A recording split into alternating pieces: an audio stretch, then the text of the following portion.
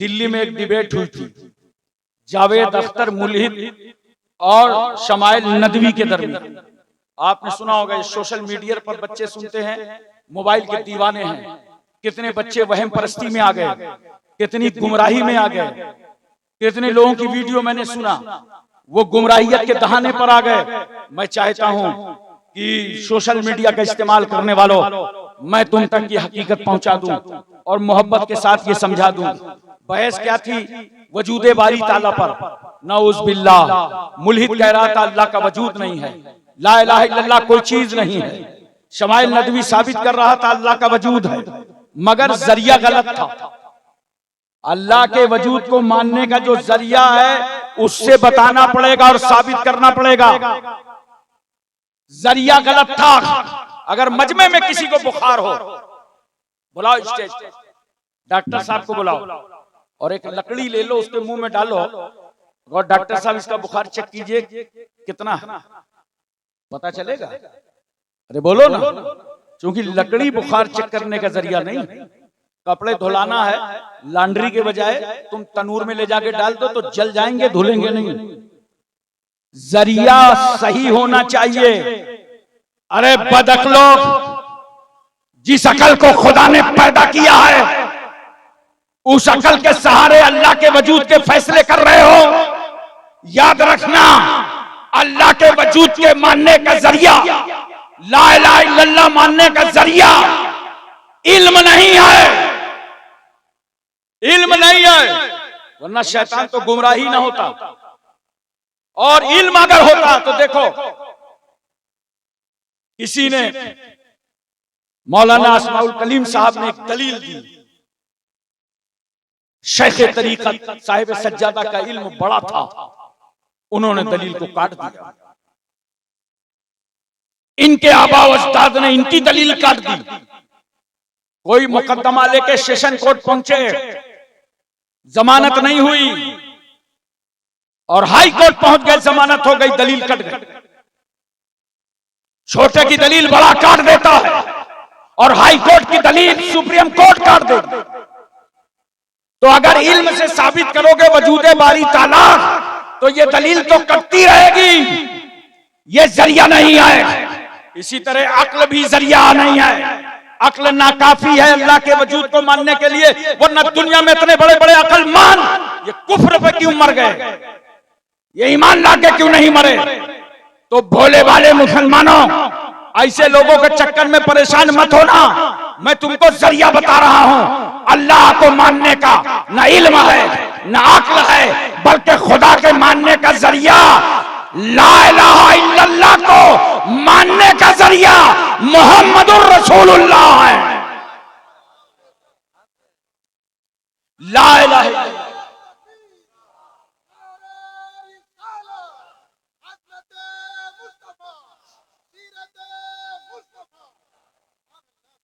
ला इलाहा इल्लल्लाह दावा है और मोहम्मदुर रसूलुल्लाह दलील। कुरान तो खुद कहता है कद जाकुम बुरहानुम मिन रब्बिकुम, आप बुरहान बन करके आए हैं, दलील मुस्तफा हैं। एक देखने वाले का कहा मान लिया है, एक देखने वाले का कहा मान लिया है।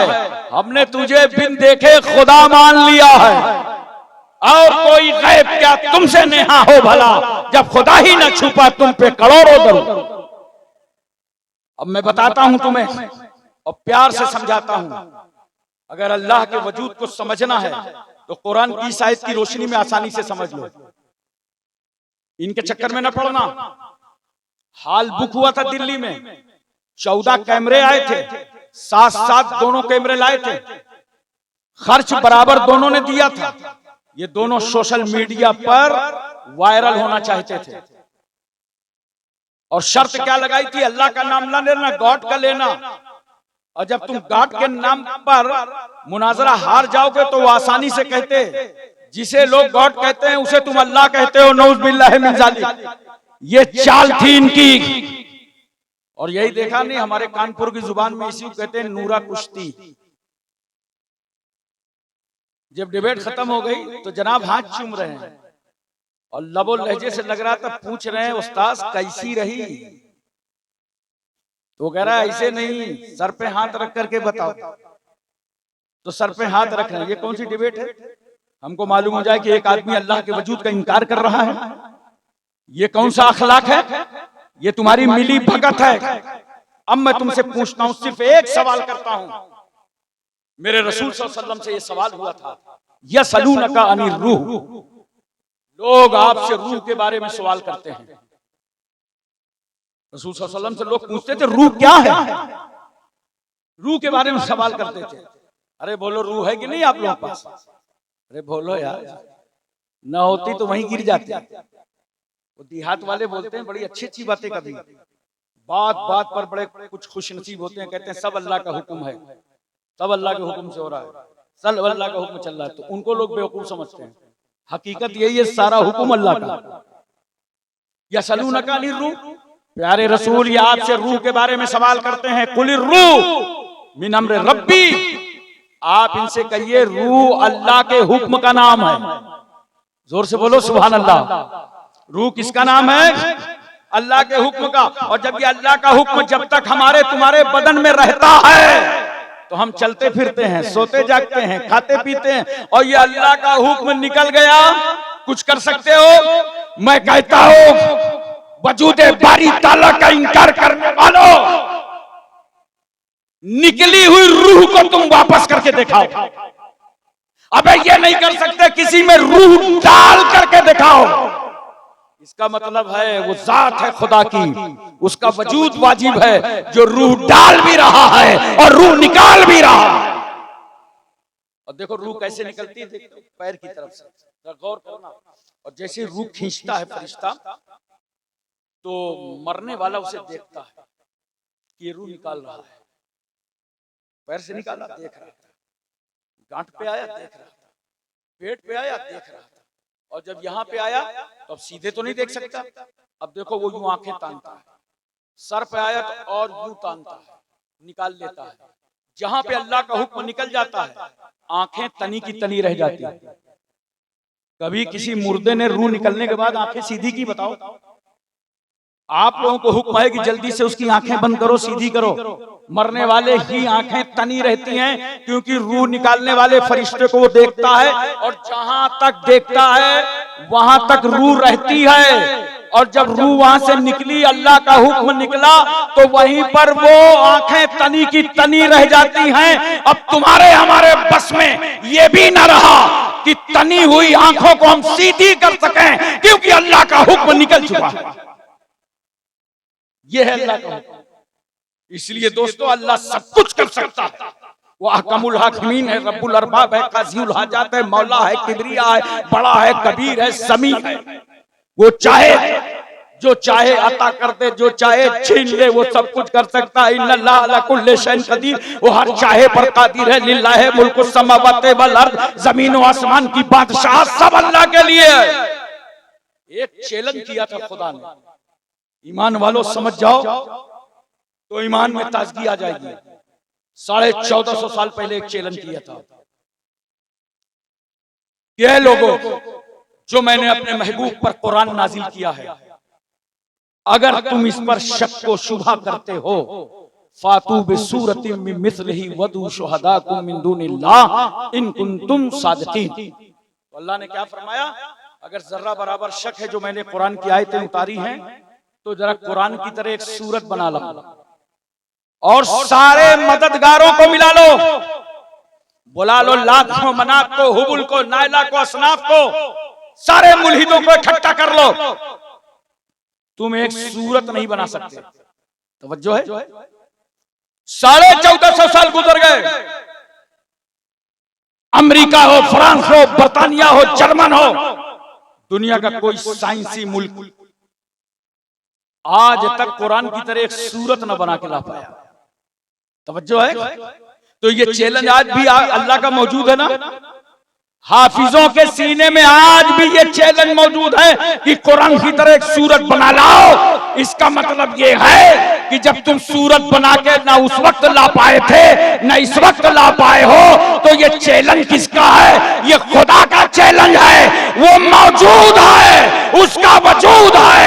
ला इलाहा इल्लल्लाह मुहम्मदुर रसूल। इसलिए दोस्तों और बुजुर्गों, नौजवानों से गुजारिश करूंगा, दीन मोबाइल से न सीखा करो, सोशल मीडिया से दीन न सीखो। आओ, ये 62 मदरसे क्यों खोले गए हैं? ये खानकाह है कटरा शरीफ की सरपरस्ती में 62 मदरसे चल रहे हैं। अल्लाह अकबर कबीरा। एक अपने आप मिसाल है, हजरत ने आज फरमाया कि हमने मीटिंग ली इंतजामिया की और इसको हम और अच्छी तरीके से मुनज्जम करना चाहते हैं। स्कूल भी आ रहे हैं सामने, कॉलेज भी आ रहे हैं।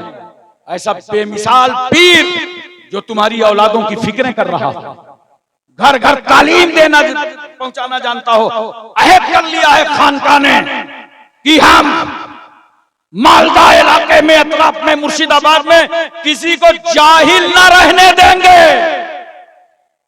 सबके लिए तालीम का इंतजाम करेंगे।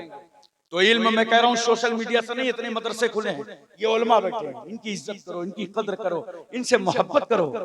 ये कुरान जानते हैं, ये हदीस जानते हैं, फिक़ह जानते हैं, तफसीर जानते हैं, अदब जानते हैं, तारीख जानते हैं, सारा इल्म इन्हें मालूम है, क्या अकीदा रखना चाहिए, क्या अमल होना चाहिए, ये सब जानते हैं। इनसे दीन सीखो, सोशल मीडिया से न सीखो, मोबाइल से मत सीखो।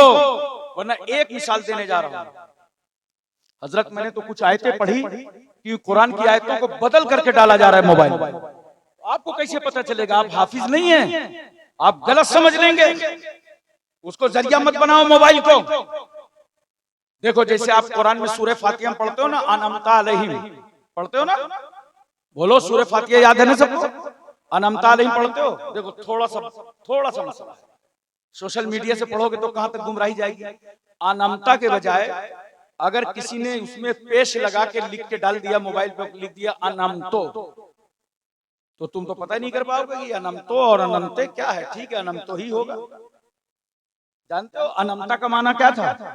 अल्लाह उनके रास्ते पर चला जिन पर तूने इनाम फरमाया है। और अनंतों का मतलब जानते हो क्या हुआ? जिन पर मैंने इनाम किया है। तो जो काम अल्लाह का था बंदा अपने हाथ में ले रहा है, गुमराह हो जाओगे, कुफ्र हो जाएगा। एक पेश थे, बोलो, इसलिए तय कर लो आज, तुम्हें तो सिलसिला इतना अच्छा मिला है, उलमा की एक भारी तादाद है इस इलाके में। इन उलमा से दीन सीखो, इनसे इस्लाम सीखो। सोशल मीडिया से सीखने की कभी जुर्रत और हिम्मत न करना। कोई बात देख भी लो तो उसकी तस्दीक अपने शेख तरीकत से कराओ, अपने उलमा अहले सुन्नत से कराओ। बहरहाल मैं अर्ज ये कर रहा था, अल्लाह के रसूल सल्लल्लाहु अलैहि वसल्लम ने माथे की नजरों से खुदा को देखा। अब ये सेगे रास था, क्या दिया अल्लाह ने, क्या लिया नबी ने, बस इतना कहो देने वाला खुदा जाने और लेने वाले मुस्तफा जाने। मगर यहां पे भी मैं एक बात कहूंगा, कुछ भाई लोग ऐसे हैं जो तराजू लगाए बैठे, जैसे गल्ला तौला जाता है, इतना इल्म था, उतना इल्म था, इधर का नहीं था, उधर का नहीं था, आगे का नहीं था, पीछे का नहीं था, दरवाजे का नहीं था।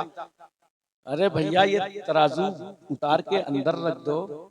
क्या इतना कहने में शर्म आती है? तुम्हारा ईमान भी बच जाएगा। क्या कि देने वाला अल्लाह जाने और लेने वाले रसूलुल्लाह जाने। देखा?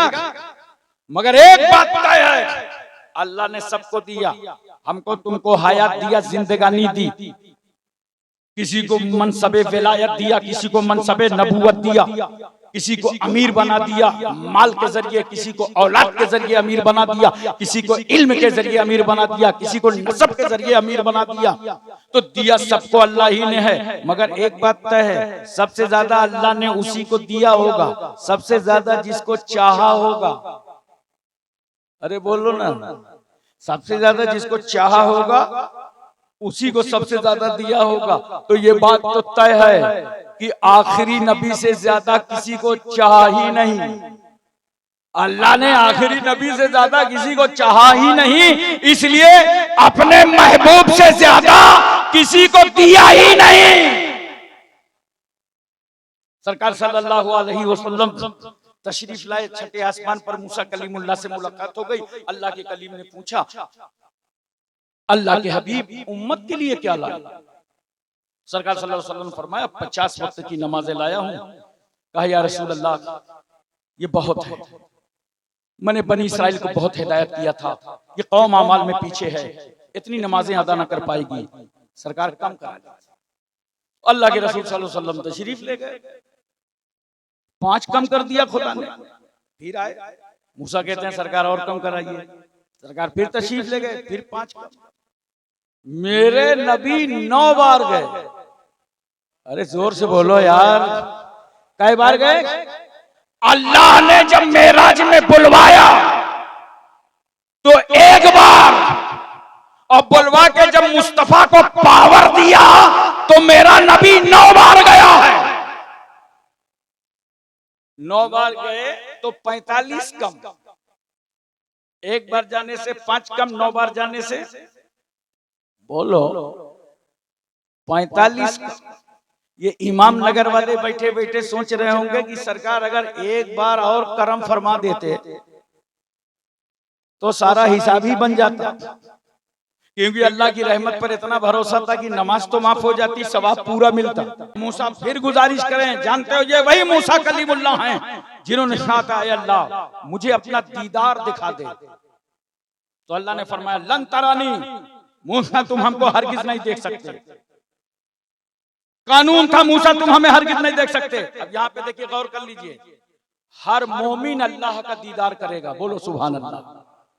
अल्लाह की शायान शान दीदार हर मोमिन करेगा, मगर मूसा के लिए कानून ये था हरगिज नहीं देख सकते, ये नहीं था कि कभी नहीं देख सकते, जैसा कि मुतज़िला ने समझ लिया है कि कभी नहीं देख सकते। नहीं, हरगिज नहीं देख सकते। आज जब रसूल मेराज से वापस आए, मूसा ने चेहरे मुस्तफा देखा, ये वो चेहरा है, ये वो रसूल है जो खुदा को देख के आए। मेरे लिए कानून था तुम हरगिज नहीं देख सकते, अल्लाह की रहमत मुस्कुरा रही है, मूसा तुम हमें नहीं देख सके, लो उस रसूल को देखो जिसने हमें देखा है। मूसा अलैहिस्सलाम ने देखा, तबीयत नहीं भरी, कहा सरकार और नमाज कम कराइए, सरकार और कम कराइए। क्यों? मूसा चाहते हैं कि आप बार बार खुदा को देखें और मैं हर बार मुस्तफा को देखूं, उम्मत का काम भी चल जाए, मूसा का काम भी बन जाए। एक बात और बताओ बड़े प्यार से, ये जो नमाज का कंसेशन हुआ तो मूसा अलैहिस्सलाम के वसीले से, जोर से बोलो, नींद आ रही है क्या? सोना है? अभी 10 मिनट में सुला रहा हूं इंशाल्लाह, परेशान मत होइए, जोर से बोलो सुभान अल्लाह। आजू बाजू चेक करो, कोई सो रहा हो तो उसके कान में बोलो सुभान अल्लाह, ताकि जगाने का भी सवाब मिल जाए और सुभान अल्लाह कहने का भी मिल जाए। तवज्जो कीजिएगा, ज़हन हाजिर रखिएगा, बहुत प्यार से समझने की कोशिश कीजिएगा। मूसा अलैहिस्सलाम के वसीले से 45 नमाजें कम हुई। कहां है वो लोग जो हमको बिदती और कब्र पुज्जा कहते हैं? अरे नादान, कान खोल के सुन ले, ये जो नमाज में कंसेशन हुआ है मजार वाले की बदौलत हुआ है। मूसा अलैहिस्सलाम के बारे में मेरे सरकार फरमाते, जब मैं मस्जिद हरम से मस्जिद अक्सा जा रहा था तो रास्ते में देखा राय तो मूसा युसल्ली फी क़ब्रिही, मूसा अपनी कब्र में नमाज पढ़ रहे थे। अब वही मूसा छठे आसमान पर हैं और नमाज में कंसेशन करवा रहे हैं। तो नमाज में जो कंसेशन हुआ है मूसा अलैहिस्सलाम के वसीले से, मजार वाले के वास्ते से, हाँ अगर मजार वाले का वसीला पसंद ना हो तो कोई जबरदस्ती नहीं है, पूरे 50 वक्त की पढ़ा करो, और जब 50 वक्त की पढ़ेंगे तो देखना कब्र में कितने पढ़ेंगे। खुदा मिल नहीं सकता, उनका वसीला छोड़कर गैर मुमकिन है कि चढ़े छत पे जीना छोड़। अस्सलातु मिराजुल मोमिनीन, नमाज मोमिनों की मिराज है, बोलो सुभान अल्लाह, दिल लगा के बोलो सुभान अल्लाह। अच्छा एक बात बताओ मोहब्बत के साथ, ये मिराज कैसे है तुम्हारी? रसूल आते आते तुम्हारे लिए भी मेराज के लिए आई, मेरी मेराज हो गई, मेरी उम्मत के लिए क्या होगा? आखिरी जमाने तक उम्मत आती रहेगी। तो इसलिए मेराज है कि जिब्रील ने एक बार आके सरकार की बारगाह में अर्ज किया था, या रसूल अल्लाह मल एहसान, एहसान क्या चीज है, इखलास क्या चीज है? तो मेरे पैगंबर ने फरमाया, इस तरह नमाज पढ़ो कि तुम खुदा को देख रहे हो। अरे जोर से बोलो, अबे है कोई नमाजी जो खुदा को देख के नमाज पढ़ता हो? है तुम में? मैं तो भाई जब जब नियत बांधता हूँ मुझे सामने वाला मुसल्ला सब नजर आती है, अपनी कमजोरी बता रहा हूँ। लेकिन साइड में रसूलुल्लाह ने कंसेशन कैसे दिया कि इस तरह नमाज पढ़ो कि तुम खुदा को देख रहे हो, और अगर ये ना हो सके तो कम से कम इस तसव्वुर में रहो कि अल्लाह तुम्हें देख रहा है। ये तो बड़ा आसान है, बोलो ये तो बड़ा आसान है। पता ये चला हम नमाज में खड़े हो, अगर खुदा को देखें तो हमारी मेराज, और अगर अल्लाह हमें देखे तो बंदों की मेराज। नमाज की पाबंदी करो मुसलमानों, नमाज पढ़ो नौजवानों। हर पार्टी देखो युवा मोर्चा बना रहा है, कोई युवा यूथ बना रहा है, यूथ के साथ जोड़ रहा है और सब जवानों को लाते हैं आगे। मैंने भी तय कर रखा है कि जवानों मेरा खिताब तुमसे है, अगर तुम कसम खुदा की फजर में उठ के मस्जिदों को भर दो तो इनकलाब आ जाएगा, इनकलाब आ जाएगा। उठो नौजवानों, बहुत सो चुके। एक नौजवान अभी मैं परसों रात हैदराबाद में था और ये सवाल कई जगह मुझसे हुआ, नौजवानों ने किया आके कि हजरत बड़े हालात खराब हैं, माहौल बहुत खराब चल रहा है, हमारा भी दौर आएगा, हमारा दौर कब आएगा? तो मैंने बरजस्ता हैदराबाद की कॉन्फ्रेंस में भी कहा था, आएगा तुम्हारा दौर। दिन भर बोलो झूठ और दौर आएगा, गाली दो और झूठ बोलो और दौर आएगा, पियो शराब और दौर आएगा, खेलो जुआ और दौर आएगा, माँ बाप को सताओ और दौर आएगा, जुल्म ढाओ और दौर आएगा, अय्याशी करो और दौर आएगा, आवारागर्दी करो और दौर आएगा, इंतहा पसंदी करो और दौर आएगा, किसी की जमीन पर कब्जा करो दौर आएगा, प्लाट छीनो दौर आएगा, किसी की चलते फिरते ईंटें उठा लो दौर आएगा, किसी की खेतियां काट के हजम कर जाओ दौर आएगा, अपने भाई का माल खा जाओ दौर आएगा, हिस्से न बांटो दौर आएगा, बाप का छोड़ा हुआ तरका बहन को ना दो दौर आएगा, गालियां बको दौर आएगा, नमाज छोड़ो दौर आएगा, रमजान में मजाक उड़ाओ रोजेदारों का और दौर आएगा। तुम्हारा दौर कैसे आएगा? ऐसे नहीं आ सकता। जुआ खेलो, रेप करो और दौर आएगा, तुम चोरी करो और दौर आएगा, तुम हालात बिगाड़ो और दौर आएगा, माँ बाप को नाराज रखो और दौर आएगा, अजानें होती हैं मस्जिदों की तरफ न जाओ और तुम्हारा दौर आएगा। कभी तुम्हारा दौर नहीं आ सकता। हाँ हाँ, अगर अपना दौर लाना है तो सुन, गौर से सुन, अपना दौर लाना है, वलियों की तरह दौर लाना है, सहाबा की तरह दौर लाना है तो आशिके मुस्तफा बन जा। कर लो तौबा गुनाहों से, कल से कोई शराब न पिएगा, जुआ न खेलेगा, आवारागर्दी न करेगा, अय्याशी न करेगा, माँ बाप की नाफरमानी न करेगा, तुम्हारा दौर आ जाएगा। दौर लाओ, तुम्हारे हाथों में है नौजवानों। बड़े हैरत की बात है, स्पेन का वो तारीख साज वाकया मुझे याद है। वहां से एक पादरी गुजर रहा था, पादरी ने देखा कि रास्ते में बहुत भीड़ लगी, तो लोगों से पूछा भीड़ कैसी लगी है? कहा यहाँ से एक 80 साल का बूढ़ा जा रहा था और बीच रास्ते में पत्थर पड़ा था, वो पत्थर पे टकरा गया, गशी तारी हुई, कमजोर था, ताब न ला सका, वो मर गया। ये हादसाती मौत है जिसको देखने के लिए मजमा इकट्ठा है। पादरी ने कहा अगर इजाजत दे दो तो मरने वाले की लाश मैं भी देख लूं। कहा चलो शौक से देखो। पादरी जब उस लाश पर पहुंचा तो उसकी आंख में आंसू बह रहे थे, ज़ारो कतार रो रहा था। लोगों ने पूछा क्यों रो रहे हो, तुम्हारा रिश्तेदार है? कहा नहीं रिश्तेदार नहीं है। रो क्यों रहा हूं? अफसोस मरने वाले, तू पत्थर से टकरा के मर गया। ऐसा लगता है इस रास्ते से कोई मुसलमान नहीं निकला। लोगों ने कहा क्यों, मुसलमान निकला होता तो क्या मलकुल मौत का रास्ता रोक लेता? मलकुल मौत का रास्ता तो न रोकता, मगर बीच रास्ते में जो पत्थर पड़ा था, अगर मुसलमान निकला होता तो उसे उठा के किनारे कर देता।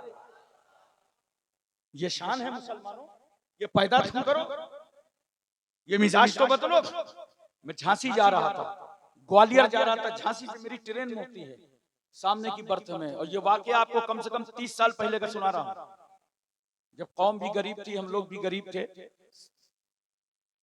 ऐसे मामूली जनरल डब्बे से सफर किया करते थे। तो साइड की बर्थ में बैठा था, सामने 4 लड़के आए और हंसी मजाक करते करते, जवान थे चारों, और एक कंबल निकाला, ऊपर डाल लिया जान पे। थोड़ी देर के बाद एक मोटी गड्डी निकाली, आपस में फटफट किया, 10 मिनट में चिल्लाए और 10-10 रुपए निकाला, एक ने कब्जा करके रख लिया। मैंने कहा यार बड़ा इजी बिजनेस है, इतनी जल्दी पैसा मिल गया। अब तो पैसा रसीद काटने में भी नहीं आता, लोग उधार कटवा लेते हैं। मैं उनका तमाशा देखता रहा। ग्वालियर करीब आया तो मैंने उनसे पूछा, ये बताओ मुझे शंकरपुर जाना है। तो एक बच्चा कहता है, क्या हजरत जलसे में जा रहे हैं क्या? मैंने कहा हाँ जलसे में जा रहे हैं। कहा जलसा तो हम ही लोग करा रहे हैं। मैंने कहा क्यों, तुम मुसलमान हो क्या? अरे बोला पक्का मुसलमान, अब्बा मुसलमान, अम्मा मुसलमान, हम सब मुसलमान। आपने हमें मुसलमान नहीं समझा। मैंने कहा मैं समझता कैसे, तुम खड़े खड़े पेशाब कर रहे हो। जानते हो जवानों, ये जो पैंट पहन के पेशाब करते हो ना, 50-50 ग्राम तुम्हारे साथ पेशाब रहता है। और पेशाब के बारे में मेरे आका सल्लल्लाहु अलैहि वसल्लम क्या फरमाते हैं, इस्तंज़िहु अनिल बौल फ़इन्नहु आम्मतु अज़ाबिल क़ब्र मिन्हु। ऐ लोगों बचो पेशाब की छींटों से, आमतौर से अज़ाबे क़ब्र इसी से होता है। जो पेशाब की छींटों से अपने को नहीं बचाएगा, अज़ाबे क़ब्र हो सकता है। तो मैंने कहा तुम खड़े खड़े पेशाब कर रहे थे, खड़े खड़े पानी पी रहे थे, जुआ खेल रहे थे, मजाक उड़ा रहे थे, मैं कैसे समझता कि तुम मुसलमान हो? मैं कैसे जानता तुम मुसलमान हो? एक लड़का बोला बहुत जिद्दी हैं, मानेंगे नहीं। चले गए। मैं अपनी क़यामगाह पे पहुंचा तो 2-4 घंटे गुजरे तो देखा साहब बढ़िया सफेद कुर्ता पैजामा, जालीदार टोपी और मजमुआ अतर लगा के आए मेरे रूम में। हजरत अस्सलाम वालेकुम। मैंने कहा सलाम भाई, कहाँ से तशरीफ लाए? आइए बैठिए। कहा तशरीफ वशरीफ नहीं, वही मुसलमान हैं जो ट्रेन में मिले थे और आप मानने के लिए नहीं तैयार थे। मैं उनको बड़े प्यार से समझाया था, नौजवानों तुम्हें भी समझा रहा हूं। मैंने कहा बैठो बच्चों, इस्लाम तारुफ कराने की चीज नहीं है कि तुम चलते फिरते बताते रहो मैं मुसलमान हूं, मैं मुसलमान हूं, मैं मुसलमान हूं, मैं मुसलमान हूं, नारा लगाते रहो मैं मुसलमान हूं, मैं मुसलमान हूं। नहीं, इस्लाम तारुफ कराने की चीज नहीं है। इस्लाम अपनी जात में दिखाने की चीज है। अगर कश्ती पलट जाए, लोग डूब रहे हो, वहां तुम मुसलमान बनके उन्हें बचा लो, ये तेरा है इस्लाम। किसी को ठोकर लग जाए उसे संभाल लो, अंदर का इस्लाम बाहर आ जाए। किसी का एक्सीडेंट हो जाए उसे हॉस्पिटल लेके चले जाओ, ये है तेरी शान। किसी गरीब की शादी हो रही हो, उसकी शादी में हाथ बटा लो और जब अजान हो मस्जिदों की तरफ चल पड़ो। तुम्हारे साफ सुथरे कपड़े बताएं कि एक मुसलमान जा रहा है। किसी की बहन बेटी जा रही हो तो याद रखो वो तुम्हें देखकर मुतमईन हो जाए, अब मेरी बेटी की इज्जत महफूज रहेगी। क्यों? इसलिए कि इस सफर में मुसलमान चल रहा है। तो इस्लाम तारुफ कराने की चीज नहीं है, इस्लाम अपनी जात में दिखाने की चीज है। वाखिर दावाना अनिल हम्दुलिल्लाहि रब्बिल आलमीन।